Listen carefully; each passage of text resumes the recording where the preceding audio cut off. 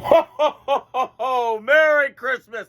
How we doing, everybody? It's your man and the host of this hour, Sammy the Man McIntyre with Moving the Chains podcast. Hope we're doing well. It's Christmas Eve.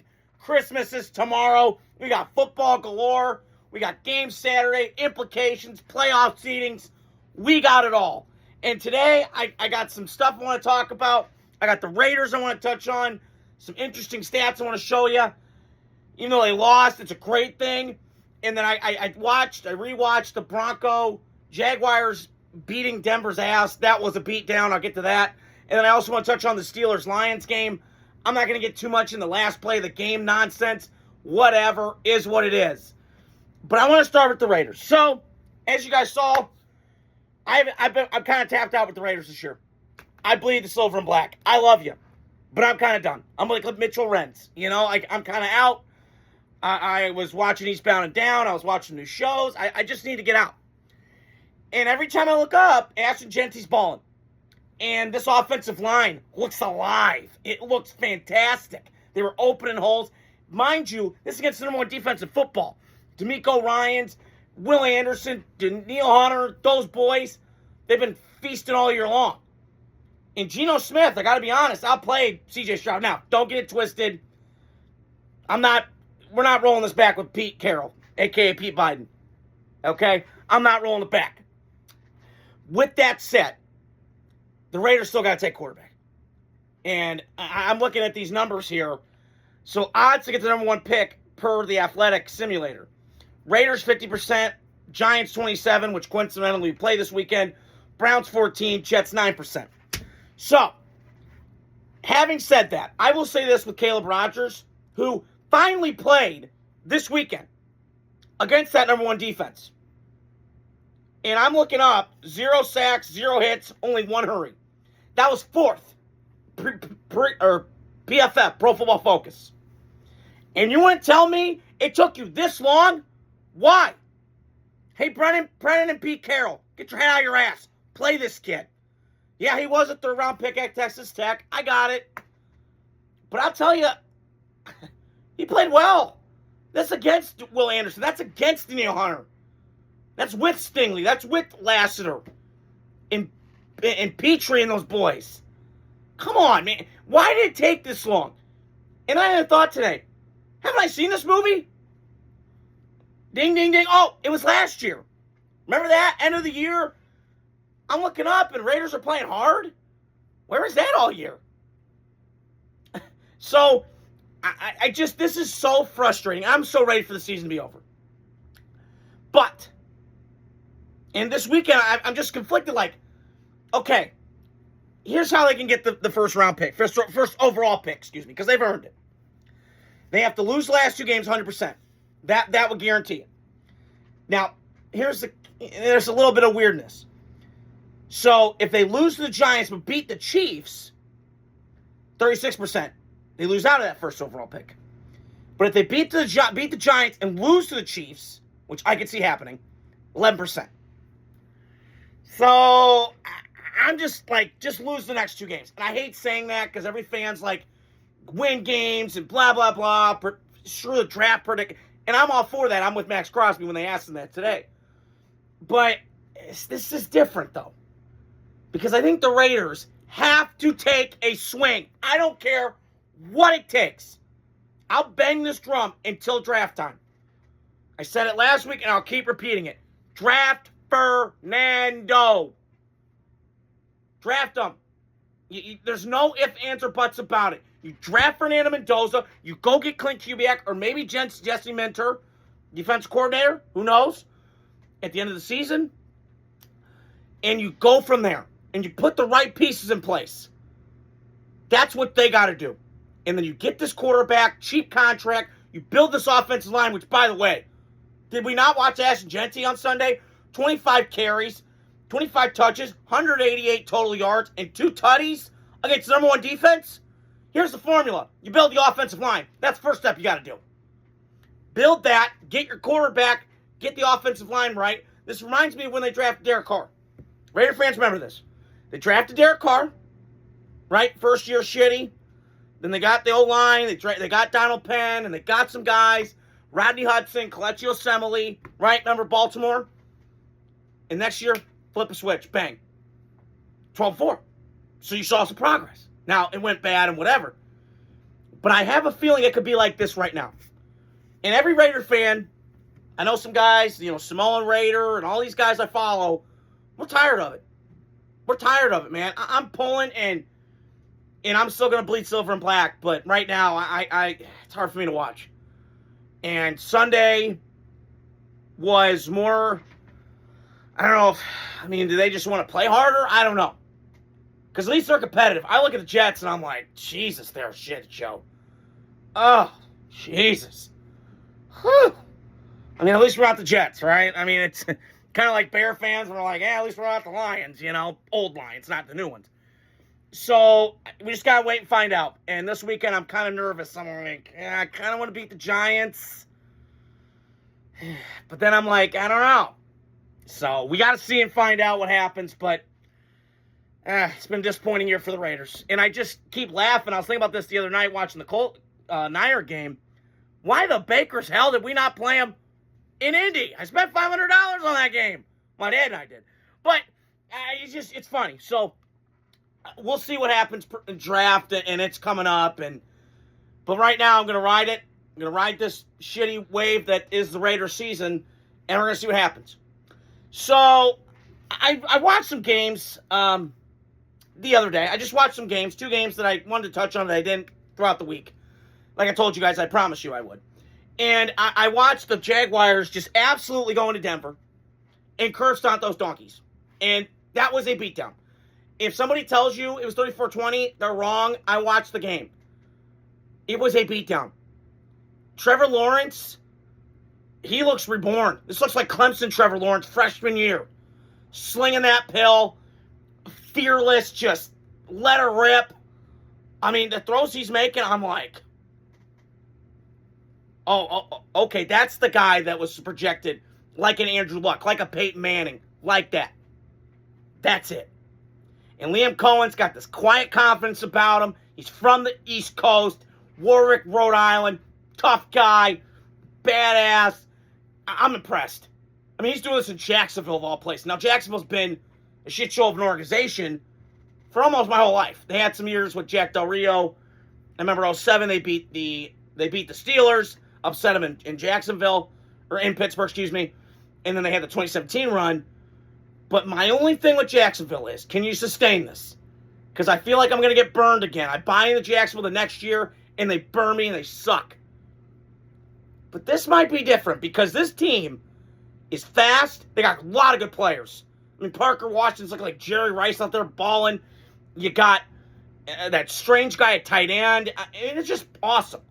And him and Liam Cohen got a synergy. And here's the thing. I was kind of worried. I said this last year with Trevor Lawrence. He kind of wears me out. I'm not into the whole I don't love football thing. But maybe Liam Cohen, we always need this in life. We need a guy that can just kind of believe in us. And I think Trevor's found that guy. They tried the Urban Meyer route. That was a disaster. They tried with Doug Peterson, who I was a fan of. I know John Middlecoff knows him. From Philly. And Doug's a great guy. And he's a solid coach. Okay. Won a Super Bowl. Not a bum. He beat Belichick. Which, by the way, wait till Friday, because I got to talk about that story. Hiring Bobby Petrino. God help us. Kind of funny, but sad. And so you get him, and then all of a sudden I look up, and I go, Jacksonville's 10-4? Now, granted, they had some breaks. Indy falling apart. Houston kind of starting slow. Tennessee's trash. So they've had some breaks. I'll give you that. But I look up with Jacksonville. They got good players everywhere. Their defense got front that's really good. It's starting to remind me of that 2017 team. Not like Blake Bortles back, because Trevor Lawrence is 10 times better than Blake Bortles. But I'm looking up and I go, all right. Okay, go win a playoff game.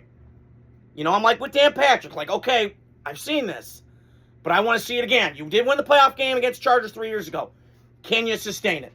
If you go, let's say win one, lose one, can you repeat that the next year? Because the facts in the NFL is 7 of the playoff teams from this year will not make it next year. That's just how it works in the NFL. So we'll see moving forward how Jacksonville is. because that was impressive. They went into Denver, and I was like, I came away going, wow, they just hit Denver in the mouth. They've socked them. And, they did. And speaking of the Broncos, that was a bad loss. Still like Denver a lot. Like Sean Payton. Bo Nix is impressing me. I'm more blown away every time I watch him. I was wrong on him. I like Bo Nix a lot. But, man, it helps when you got Sean Payton. And it helps when they have just built this thing from like that overnight. These offensive coaches kind of do that. Jacksonville had some issues. Liam Cohen, fix it. Bang. Sean Payton, problems with Denver, fixes it. Bang. Let's go. So I do think that Denver's going to be okay. That was embarrassing on Sunday. Like, they didn't tackle well. It just looked bad. It looked like I didn't know what I was watching. Now, I could argue, I remember Moose Johnson, Dallas Cowboy great, who blocked for Emmitt Smith during the Cowboys dynasty, said after the game, like at the end of the game, like, hey, Denver got punched in the mouth today. How are they gonna respond well, or are they gonna respond shitty? I gotta see. It's kind of like these quarterbacks that come from these powers. I've talked about this before. Like, you're never going through adversity. You're always kind of on the high times. And then when you get hit in the mouth, how do you respond? Some guys fold, some guys rise above it. And I feel like with Denver, it's going to be key the next couple weeks. Now, granted, I don't know who they play. They play the Chiefs tomorrow night, which they should win that one. Kansas City's kind of throwing the towel in. Let's rebuild and reboot. And so I got to go from that. And then we'll see what happens in the playoffs. Because they're going to get probably the seed. We'll see how the seeding goes, whatever. But if Denver does get home field, that's going to be a mother to deal with. Now, upsets happen. Jacksonville, coincidentally, in 96, Denver was so damn good. They upset them in Denver. That was with Mark Brunell of NFL Historians. So I do think Denver's really good. Their front is excellent. They got a great defense. Their coach is really good. It does remind me of the 2015 Broncos. But this time around, their offense is better. And I'm not shitting on Peyton Manning. But that last year was hard to watch. It was. So I do think Denver is going to be okay. But I got to see how they respond tomorrow night. They're on a short week in Kansas City.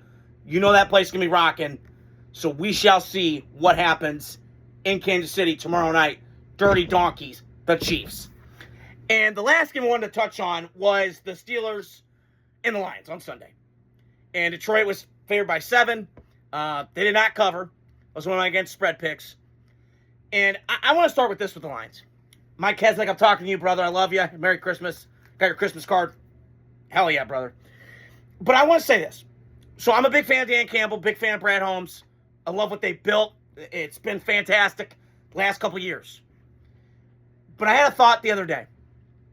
Did they miss their window? Because a lot of teams get these windows, and you got to hit them with striking when it's hot.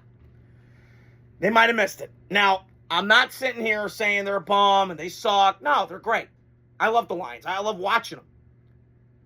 But they miss Ben Johnson a lot. And their creativity, I'm watching some games, and it's like, it just looks clunky. And there's moments where I'm like, it looks fine-tuned. The Raven game, I'm like, whoa, okay, okay, run the ball, play action, let's go. And then all of a sudden, it goes back to weird again. And then Johnny Morton's calling plays, and it just looks weird. And their defense, listen, they're fine. They just have had back-end issues for years. And I think they're going to be okay moving forward. I still would take them over the Vikings. I like the Vikings. I like the Lions' direction more than I do Minnesota. Now, Chicago, they're doing well right now, riding the high. Can they sustain it? Like I just talked about with Jacksonville, you got to do it year in, year out in this league. But having said all that, I still like the Lions. They paid their guys the way they should. They paid their quarterback. They played their left tackle. They paid a tight end. So they got some guys coming up on contracts they got to get done. And they got to maneuver that cap a little bit because Jared Goff's going to take up a shitload of it.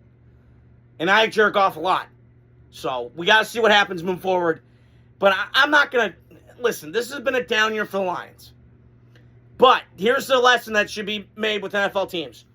Do not, and I mean do not get too comfortable hiring the guy down the hall. Okay? Don't do it. because they did that. They tried going with the guys in the house. I get Kelvin Shepard and all these guys, but Lion fans are pissed. Now, granted, they're doing this without, every team's got injuries. I get it. And their offensive line, I watched that game Sunday against the Steelers. I'll talk about them in a second. That was bad. I look up and I'm like, ugh, Jesus, God help us. They're going through their 8th offensive line combo. It's not the same. And that happens. Penei Sewell's still a stud. He's an all-pro. He's going Hall of Fame. Who gives a shit? But the rest of the guys are okay. They're not bad. So I think the Lions, moving forward, they got to do a new rebuild. Not saying they got to completely break it. They've done this phenomenally. And I love Brad Holmes and Dan Campbell. I love them both. But you got to go hire an offensive guy outside the Lion facility, okay? Once you do that, then I'm all in. Maybe go get Kubiak. Maybe go get a guy like that outside the box that can work with this. Because if I'm Clint Kubiak, I'm going, well, I got a good thing in Seattle, but I'm looking over at Detroit and I go, whoa, holy shit. I got Tesla, I got St. Brown, I got Laporta coming back. My offensive line's okay. They got to get healthy, get some more depth. And I would, if I'm Dan Campbell and Brad Holmes, I'm like, I might give a call to Seattle and John Schneider trying to lure Kubiak there. And maybe the Lions go get Jesse Minter. That, to me, if they do those two things, the Lions, I'm not saying, this is hypothetical. For me, if I was the Lions, I would go get those two guys. Because I've seen what Jesse Minter does with that talent on defense, pretty much turn overnight, right? And then Clint Kubiak working with Sam Darnold, getting that flourishing. So, we just got to see what happens in Detroit, but not going to put too much stock in the Lions. They had a down year. They're going to be back. I trust the ownership and front office there in Detroit. They've been excellent to get that ship right in the right direction, more than I do the Vikings. Because the Vikings, I feel like, are in the same boat as Detroit, but I trust Jared Goff more than I do J.J. McCarthy at this point. And I got to be honest, the Vikings draft picks have been kind of hit and miss. Lions, not a lot of misses. So that's where I stand on the Lions. On the Steelers front, Blake Adams, you guys are playoffs. You guys are winning the division, baby. And I feel pretty good about Steelers. I got to be honest. Aaron Rodgers looks good. He's like that old soul back there, getting in and out of plays. It's slick. It's smooth. It's like drinking some J-Mo, right? And it feels right. And the Steelers, that's like what they do, man. There's always some crazy shit going down. DK Metcalf, you got him yanking players, and, it was too close for comfort, still can't run the ball. The Lions got their own issues I just mentioned.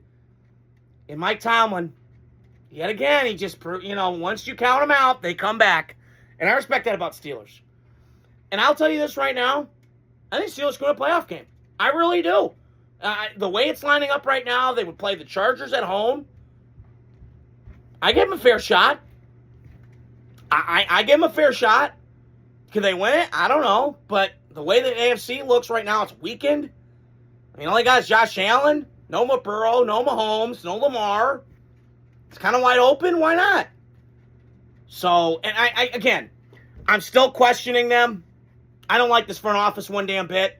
It concerns me. Listen, you had DK Metcalf. You had George Pickens, who's high maintenance pain in the ass. You did. And I get Mike Tomlin's like, I got to move on. It's time. I got to move on. It's shitty. Got to move on. I understand that completely.